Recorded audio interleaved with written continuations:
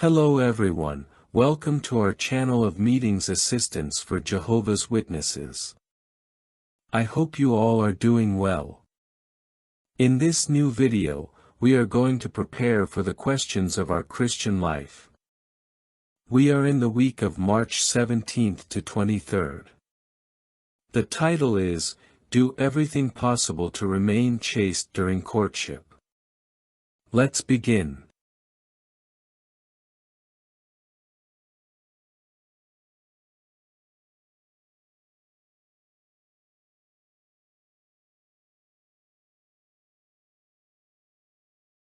Question 1. Why shouldn't someone start a relationship without being ready for marriage? Starting a relationship without being ready for marriage can be dangerous because it can create expectations that are not well-founded. According to Proverbs 13:12, unfulfilled hope can cause a lot of suffering. Also, in Luke 14:28-30, we are taught that before starting something important, like a project, we must be sure that we have what it takes to finish it properly. Courtship is an important step toward marriage, and if we are not ready to commit seriously, we may cause pain to others and ourselves if things do not work out. Additional comments. A relationship should be based on preparation for a serious commitment, such as marriage. If someone starts a relationship without being ready for marriage, they risk becoming emotionally involved without a clear understanding of what marriage entails, which could lead to confusion and hurt if the relationship doesn't progress in that direction. Preparation for marriage is not just about being emotionally ready but also spiritually prepared. If someone is unprepared, they might commit to someone for the wrong reasons, such as physical attraction or social pressure, which could lead to a relationship that lacks a solid, lasting foundation and ultimately cause suffering for both parties. Question 2. What did you like most about how these parents helped their daughter? What I liked most is that the parents of the daughter were wise and careful in guiding her, helping her make decisions based on solid principles. They didn't just give advice, but also helped her understand that courtship is not just a phase of fun, but a preparation for a serious commitment like marriage. Instead of pressuring her, they guided her to make wise decisions and think carefully about the future. Additional comments. What stands out about how these parents helped their daughter is that they didn't impose their own desires on her, but guided her with wisdom. They taught her to make informed decisions based on principles that would benefit her in the long run, such as the importance of prayer, Bible study, and reflection when making important life decisions, which is essential in the Christian walk. The parents showed a balanced approach, giving their daughter space to make her own decisions, while also offering a framework of principles to help her make wise choices. This demonstrates that love and guidance are not always about controlling someone, but about supporting them in their development so they can make wise decisions aligned with Christian values.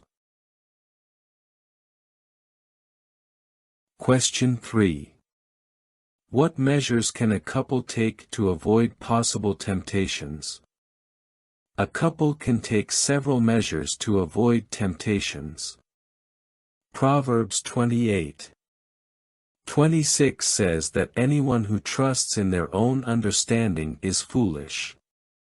This teaches us that when dealing with situations that could tempt us, we need to rely on the wise counsel of others and, above all, on biblical principles. Couples can avoid being alone in isolated places or situations that could put them in danger.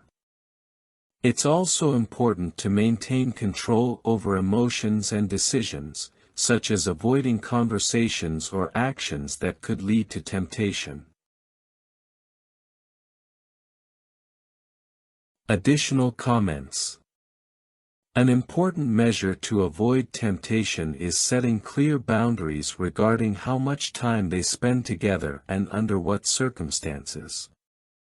For example, avoiding being alone in situations that could lead to inappropriate behavior. The key is maintaining a balance between emotional closeness and respect for the established boundaries. Additionally, it's crucial for the couple to support each other in making wise decisions and help each other stay firm in their principles. This could include being accountable to one another and having open and honest conversations about temptations or challenges they might face. A group of friends or church members who also share similar principles could be a good support in this regard. Question 4. Why is it wise to talk about what limits you will set for displays of affection, such as holding hands or kissing? Talking about limits is very wise because affection can be something beautiful, but it can also lead to situations that aren't appropriate if not handled carefully. By setting clear boundaries, both can protect themselves from falling into temptation and ensure the relationship remains respectful and focused on what truly matters, a future serious commitment. This will also help them feel more at ease, knowing that both agree on what is appropriate in their relationship. Additional comments. It's wise to talk about the limits for displays of affection because courtship is a stage of growth and maturity, and setting limits allows them to focus on getting to know each other emotionally and spiritually, without letting physical or emotional impulses cloud their decisions. By setting these limits, the couple also shows mutual respect and responsibility in the relationship. This will help avoid awkward situations or misunderstandings within the relationship or with others. Furthermore, it gives them the opportunity to strengthen their connection without external pressures, while also preventing their relationship from becoming an obstacle to their relationship with God. Question 5. What should couples be careful about when talking on the phone or through social media? Couples should be careful not to speak or act inappropriately, especially when they are in contact through the phone or social media. Ephesians 5:3 foretells us not to allow even mention of immoral things or vulgar language in our conversations.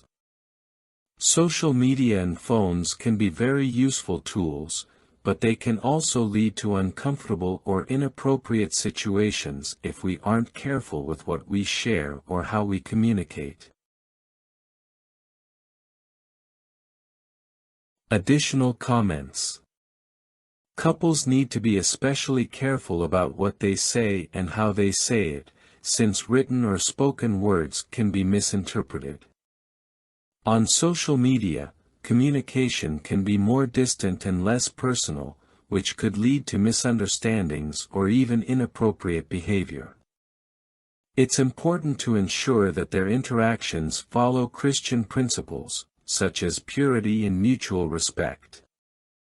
Furthermore, they should be aware that social media has a wider reach, so what they post or share can impact not only themselves but also their environment, such as friends, family, or even the congregation. Maintaining healthy and respectful communication, based on mutual respect and Christian values, is key to avoiding any negative influence that may arise from misunderstandings or misinterpretations. Well, these were the practical answers to the study of our Christian life this week. I hope they are very helpful to you, my dear brothers and sisters.